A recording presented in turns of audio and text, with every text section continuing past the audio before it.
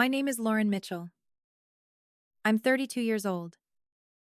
And 2 weeks ago, I paid nearly $400 for my own birthday dinner just to sit there while my entire family took turns tearing me down like humiliation was the appetizer.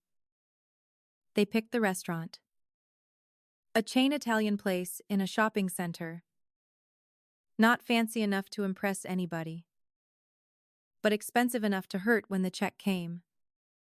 And from the minute we sat down, they made sure I remembered exactly how small they thought I was.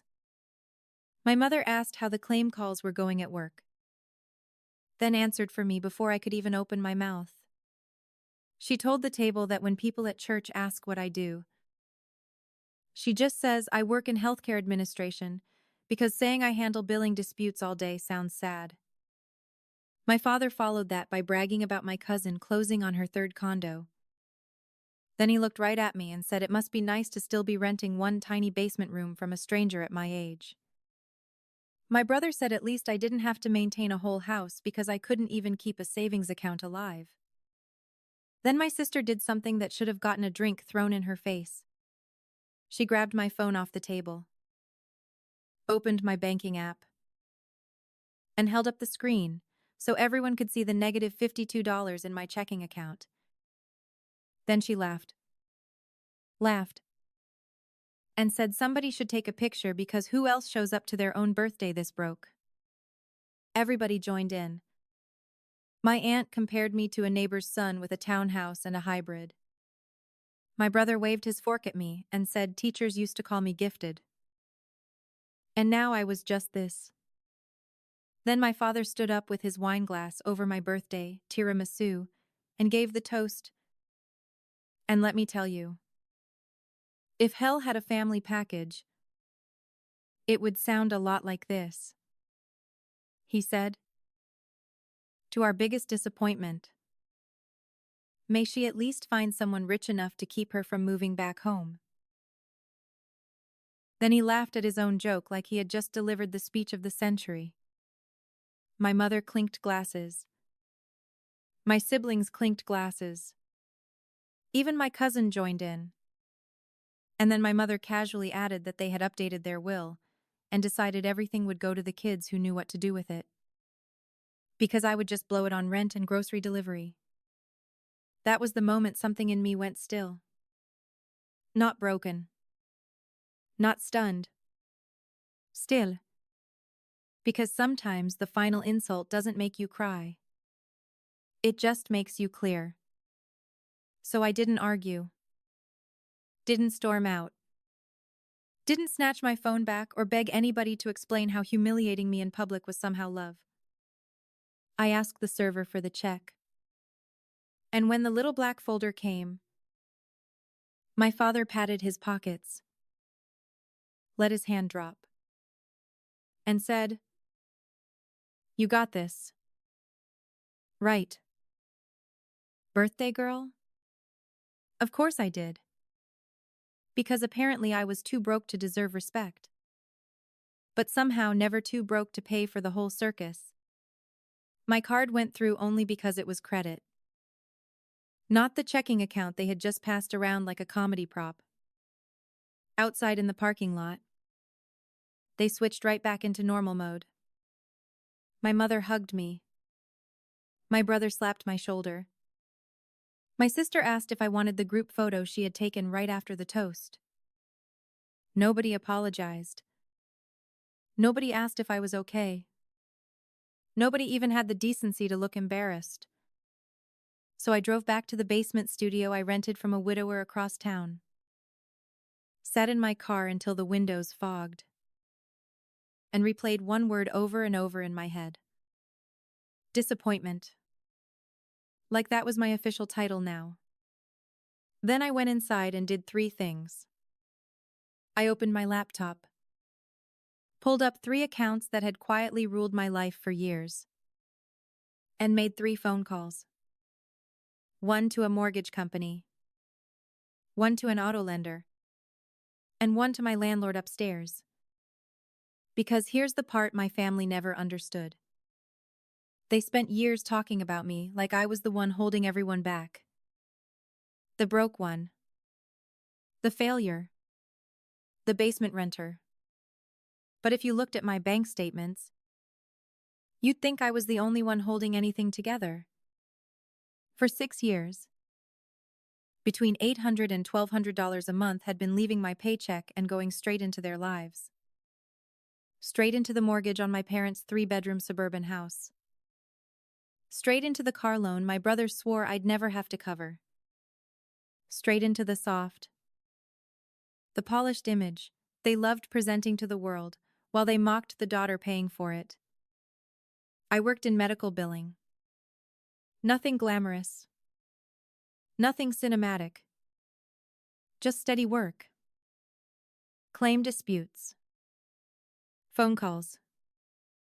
Coding headaches. And enough money to survive if I was only supporting myself. But my father's remodeling business slowed down. My mother's part-time dental office job barely covered groceries and utilities. So, years ago, I set up the auto pay on their mortgage, just for a few months. You already know how that story ends.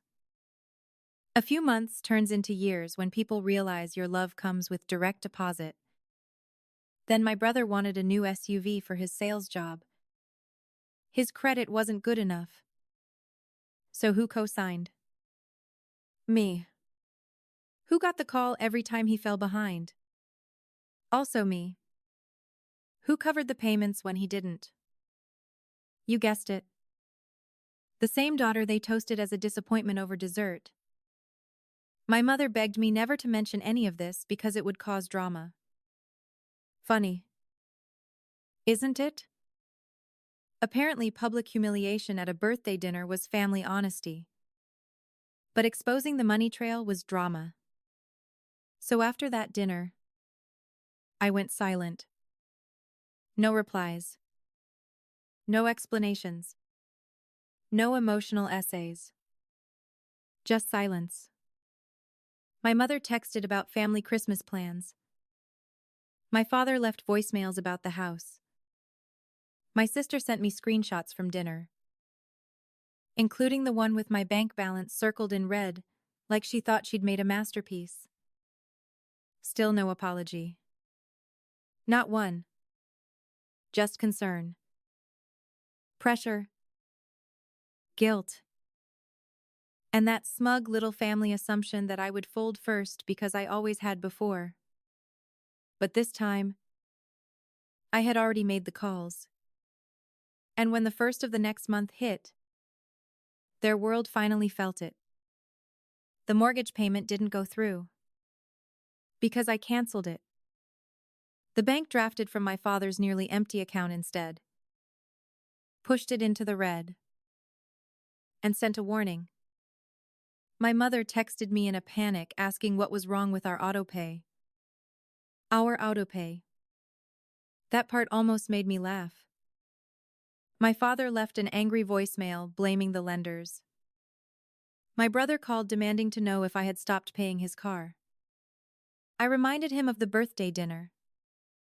The overdraft screenshot. The toast. The laughter. He said they were just joking. Just joking. Family always jokes like that. And I told him that from this month forward, he'd get to find out what it feels like to be treated like an actual adult. Then I hung up. 2 days later, a tow truck hooked up his shiny SUV in a visitor lot outside my office while he stood there yelling and pointing at me like I had ruined his life. Security had already been warned. They stood between us. And for the first time since I signed that loan, the consequences landed exactly where they belonged. Not on me. On him. And once that started, I realized something else. That basement studio wasn't home. It was a trap. It kept me close enough to be convenient. Close enough to show up. Close enough to rescue. Close enough to keep bleeding quietly. So I gave notice. Packed everything I owned into my little car. Paid for 3 weeks in an extended stay hotel, using money from a savings account my family didn't know existed. $19,000. Built over 3 years by living cheap, while keeping their lives inflated.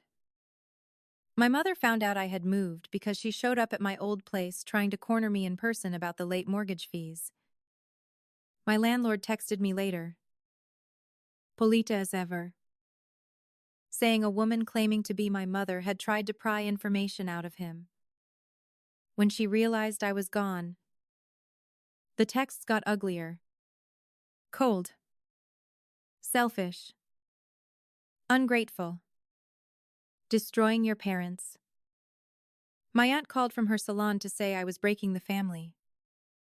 So I sent my cousin a screenshot. 6 years of transfers. Month after month. Amounts lined up like a confession nobody had wanted to hear. She replied, "Is this real?" I told her to ask her mother and mine. Then my sister cornered me in a grocery store near work. Dark circles under her eyes. Voice suddenly shaky. She said Mom wasn't sleeping. Dad looked sick. They might lose the house. I asked if she still had the picture of my bank balance from my birthday. That shut her up. Then I showed her my transaction history. Years of payments she never knew existed. She stared at it and whispered, "Why did they never tell us?" Because some people would rather let you look pathetic than admit you're the reason they still look stable. That was the whole game. Keep Lauren small. Keep Lauren grateful. Keep Lauren useful. And above all, never let the other kids know who was actually paying the bills. Christmas week came and my phone turned into a hostage situation. Emails about forgiveness. Texts about family. Voicemails about the bank. Messages about how Dad had gone too far but didn't mean it. And somehow every apology slid right back into the same point. We need you right now. Of course they did. Because when your whole personality is built on using one person as the invisible foundation, you panic the minute she moves. In the middle of all that, my coworker Jasmine asked me one question that changed everything. If they weren't related to you, would you tolerate this? No. Not for one day. Not for one dinner. Not for one insulting toast over stale tiramisu. So she sent me a job listing. Fully remote. Better pay. Another state. Actual room to grow. I rewrote my resume on my lunch break while my family lit a tree without me for the first time in years. Then I interviewed from a hotel desk with takeout menus stacked under my laptop. And on January 9th, I got the offer. $72,000 a year. Remote. Out west. A city where no one knew my last name and nobody cared who owned condos. Who drove what? Or what my mother told church people to make me sound less sad. I signed immediately.